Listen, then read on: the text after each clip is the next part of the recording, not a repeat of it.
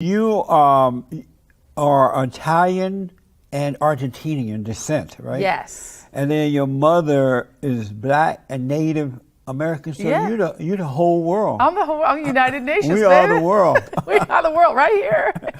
So I can repopulate the planet with my DNA. I'm telling An you, apocalypse. who do you identify with? Black or Italian or Argentina? This is such a good question because I'll tell you, it's a multifaceted journey. And I think every person of color kind of goes through this. I'm mixed, and I've always identified as mixed growing up. Right. Even when President Obama was president, my dad would say, you know, he's mixed like you. Of course, he never identified as mixed. He's like, No. I'm blacker Yeah, than he black, always black, said and that. Black Lives Matter. That could have been my son. And it's sort of like this weird thing that where if you're mixed person of mixed ethnicity, you have to identify as one or the other. And it's usually the one you look like more, the one you were raised with. Well, everybody knew my mom was brown and my dad was light skinned, right? He looked more white, Italian, Argentinian.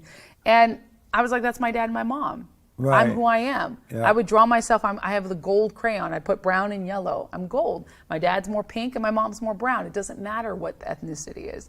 But growing up, people would constantly tell me, what I are was you? going to ask you about that, yeah. What are you? Yeah. Are you black? Are you white? You got a Latin last name. You speak Spanish. You know, I'd be rejected by the Latino kids. I'd be rejected Yeah. by the, black kids. I wasn't black enough to the white kids. I'm super black. I mean, it was crazy. So I just said, you know what? These people, it's their problem. It's their ignorance, not mine. I know who I am. Did you get beat up in school? No. Either by the black girls or the I'm Latino 5'10". girls? Nobody tried to mess with me. Oh, they did? I've been Oh. tall since I was young. No, I was the nerdy, artistic kid. I would draw and paint, and I was always tall, so people wouldn't mess with me. But they Right. would make fun of me, oh, you play basketball, how's the weather up there? But they would kind of stay away. I was very quiet, Oh, good. very introverted, grew up very, very Christian, very strict Christian. So you're a Christian now? Yes, I I read am. that you were Scientology at one time. Yeah, I'm Scientologist as well. Oh, you're Scientology now? Yes. And Christian? Yes. So you could be a Christian Scientologist? You can. Really? Yeah, because Christianity is a faith-based religion, right? Right. My faith and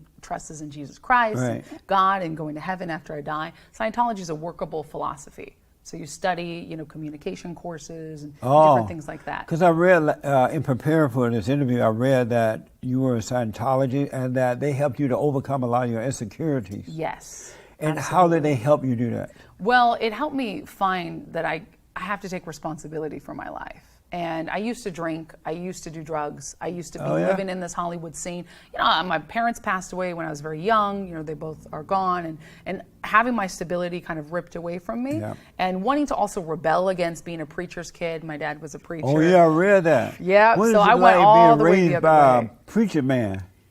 It was amazing, but it was also very strict. Yeah, it I was a bet. lot of pressure. Yeah. And I had to get straight A's in school. It was, you do well in school, which I did. You come home, you clean the house, and you zip your lip. You don't complain. We do Bible studies, and that's it. Wow. It was very, very strict. Yeah. But at the flip side, even though I ended up rebelling for a few years, Yeah. I ended up going back to that moral Yeah. background. Train up in a Yep. child the way they should go. And when That's they right. grow older, they will not depart.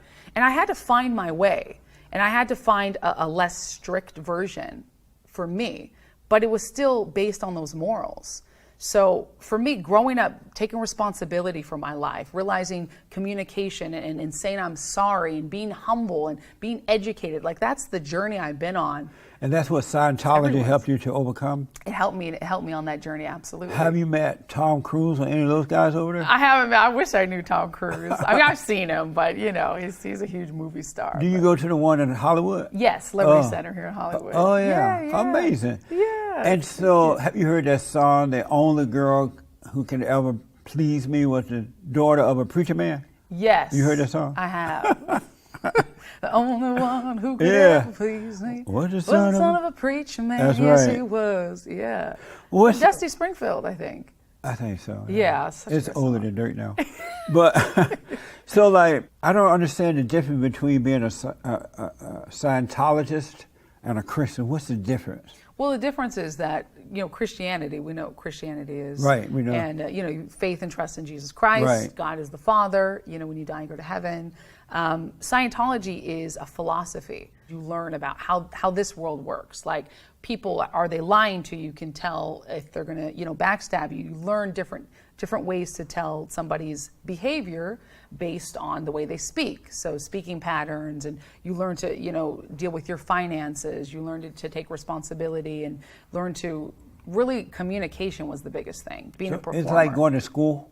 It's like school. It's like a philosophy, almost a spiritual college. And it doesn't say anything about, like, most Scientologists believe in God, but it's not going to tell you what God or how to believe in God. I got you. So there's people of all different faiths that practice Scientology. So I've been practicing for 8 years. It's honestly changed my life for the better. I love That's it. good. Yeah. That do you know Amir Lanegro? Oh, you had her on the show. Yeah. Do you know her? She's a black Latina singer, reality TV star. I don't know her. Oh, okay. I think she's beautiful, though. I enjoy talking to her. Yeah, I think she's wonderful. Do you believe that human beings are in a fallen state? I do. I believe that, especially right now, that we are in a place where morals don't matter. Yeah. Spiritual integrity doesn't matter. Integrity in any way doesn't matter. It's sort of like, do what you want. It's very hedonistic. Yeah. And that's destroyed this country and sure destroyed this have. world. But they started taking God out of schools. This country was built on Christian, Judeo-religious beliefs. It's an institution of, we believe in God, we believe to respect the rights of man, individual rights, and all of a sudden it's like, no, do what you want. There is no God, and I don't believe in that. That's what has ended this civilization. I wouldn't say it ended it, because we're still alive. We're still here. We still have a chance. But we're fallen for sure.